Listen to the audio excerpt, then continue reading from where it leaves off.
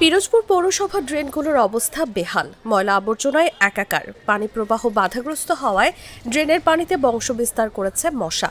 প্রথম শ্রেণীর পৌরসভা হওয়া সত্ত্বেও এ বিষয়ে কোনো উদ্যোগ নেই পৌর কর্তৃপক্ষের, ফলে ডেঙ্গু আতঙ্কে দিন পার করছেন পৌরবাসী। বর্তমানে মশার প্রকোপ খুব বৃদ্ধি পেয়েছে।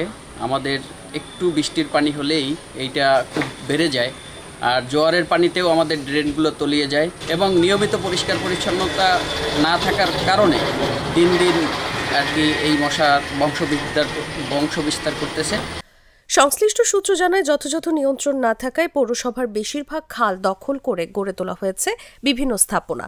যত্রতত্র স্থাপনা হওয়ায় একদিকে যেমন বাধাগ্রস্ত হচ্ছে পানি চলাচলের স্বাভাবিক গতি, অন্যদিকে পানির গতি বাধাগ্রস্ত হওয়ায় ভরাট হয়ে যাচ্ছে খাল। ফলে পৌরসভায় বেড়েছে জলাবদ্ধতা। পাশাপাশি ড্রেনগুলোতে ময়লার ডাস্টবিন হিসেবে ব্যবহার করায় শহরের বেশিরভাগ ড্রেনেজ ব্যবস্থা ভেঙে পড়েছে। ফলে পৌরসভার খাল ও ড্রেনগুলো যেন পরিণত হয়েছে মশা আর রোগ জীবাণুর কারখানায়। ড্রেনের যে অবস্থা, এতে তো একদম ময়লা আর প্রচুর ডেঙ্গু, আর এর কামড় দিলে এমনি অসুস্থ হয়ে যাওয়া লাগে। আর যেখানেই যাই সেখানেই ময়লা আর ময়লা, মানে ড্রেনে ময়লা জমে থাকে, তারপরে মশা, তারপরে ডাস্টবিনের ময়লা, সেগুলো তো মানে নিচে একদম পানি জমে থাকে, হাঁটা যায় না। মানে ড্রেনেজ ব্যবস্থার যে দুরবস্থা, কোনো ড্রেন পরিষ্কার হচ্ছে না, ময়লা আবর্জনা এবং বৃষ্টিতে পানি রাস্তার পাশে সহ বিভিন্ন জায়গায় পানি জমে থাকে, যেখানে ডেঙ্গুর উপদ্রব, বিশেষ করে দক্ষিণাঞ্চলে যে হারে ডেঙ্গুর উপদ্রব শুরু হয়েছে এবং ডেঙ্গু যে হারে বাড়তেছে আমাদের বরিশাল অঞ্চলের, বরিশাল সহ বরগুনা সহ, আমরা পিরোজপুরও যে খুব শিগগিরই এরকম মর্মান্তিক এর মধ্যে আমরা যে কোনো মুহূর্তে পড়ে যেতে পারি। পৌরসভায় খাল রয়েছে 42টি, আর 60 কিলোমিটার ড্রেন দখল ও ময়লা আবর্জনার কারণে তেমন নিষ্কাশন ব্যবস্থা গড়ে ওঠেনি।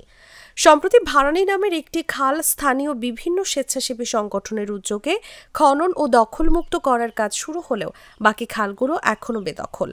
ফলে খালগুলোতে নদীর পানি প্রবেশ বন্ধ হয়ে সেগুলো ছোট ড্রেন বা আবর্জনার ভাগাড়ে পরিণত হচ্ছে। প্রায় সবগুলো ড্রেনই আবদ্ধ থাকে, বিশেষ করে ময়লা স্তূপ থাকে, যেখানে ড্রেনটা থাকা উচিত পরিষ্কার, যাতে পানিটা প্রবাহ হতে পারে। কিন্তু পিরোজপুরে একটি ড্রেনও ঠিকমতো পরিষ্কার করার পরিষ্কার না থাকার কারণে বিভিন্ন জায়গায় পানি জমে থাকে। এছাড়াও আপনি এই যে দেখেন, পিরোজপুরে বিভিন্ন জায়গায় রাস্তাঘাটের আশেপাশে ময়লা স্তূপ থাকে, এখানে পানি বেঁচে থাকে। পানি বেঁচে থাকার কারণে আমার মনে হয় যে ডেঙ্গুর এখানে একটা কারখানা আর কি। আমাদের এখানে যে অবস্থা ড্রেনের, তাতে পরিস্থিতি খুব খারাপ। বর্তমানে আমরা দোকানদারি করতে পারতেছি না। যদি একটু পরিষ্কার পরিচ্ছন্ন করে তাহলে আমরা একটু দোকানদারি সুস্থভাবে করতে পারি। এখানে সন্ধ্যার পর মোটামুটি কোনোভাবে দাঁড়ানোর কোনো কায়দা নাই, এমন পরিস্থিতি হয়েছে পিরোজপুর শহরে।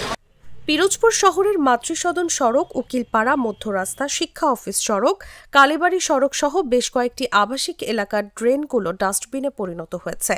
সঠিক সময়ে পরিষ্কার না করা এবং পানি নিষ্কাশন ব্যবস্থা ত্রুটিপূর্ণ হওয়ায় বৃষ্টির পানি ড্রেনগুলোতে জমে থাকছে। এতে ভয়াবহ জলাবদ্ধতা সৃষ্টি হচ্ছে, বংশবিস্তার করছে মশা। এ বিষয়ে পিরোজপুর পৌরসভার নির্বাহী প্রকৌশলী ধ্রুবলাল দত্ত বণিক বলেন, মশা নিধনে বিভিন্ন উদ্যোগ নেওয়া হয়েছে। বিভিন্ন জায়গায় স্প্রে করা সহ ড্রেনগুলো পরিষ্কার পরিচ্ছন্ন করার কার্যক্রম শুরু হয়েছে।